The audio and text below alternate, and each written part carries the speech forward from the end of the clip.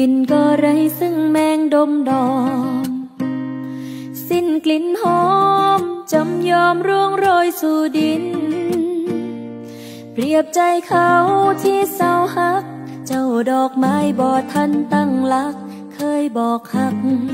วันนี้เพิ่นบอกลาเจ้าจำปาหากว่าเจ้าใจพังเพคนโลเลสิไปเสียดายเฮ็ดหยังแห้งเหี่ยวเฉาแต่เจ้ายังแตกช่อไม่เบ่งบานอีกครั้ง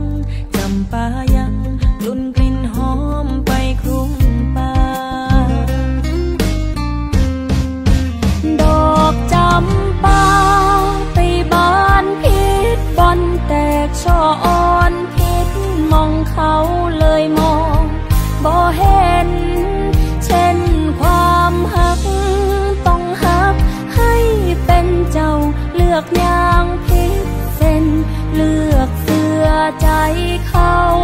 เจ้าดอกจำปาให้กลับมาหักเจ้าของ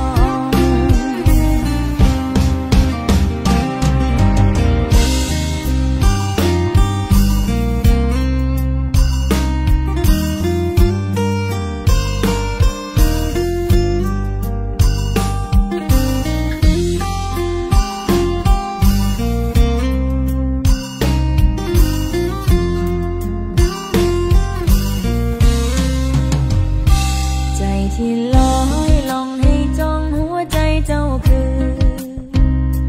อย่าไปฝืนไปบืนคันเพิ่นสิลาเพิ่นบ่ฮักเพิ่นทิมป่าดอกจำปายังเป็นจำปาเจ้าก็อย่าคิดหลายอย่าเศร้าเลยดอกจำปาไปบานพิษบอนแตกช่ออ่อนพิษมองเขาเลยมองบ่เห็นเช่นความหักต้องหักให้เป็นเจ้าเลือกอย่างพิเศษ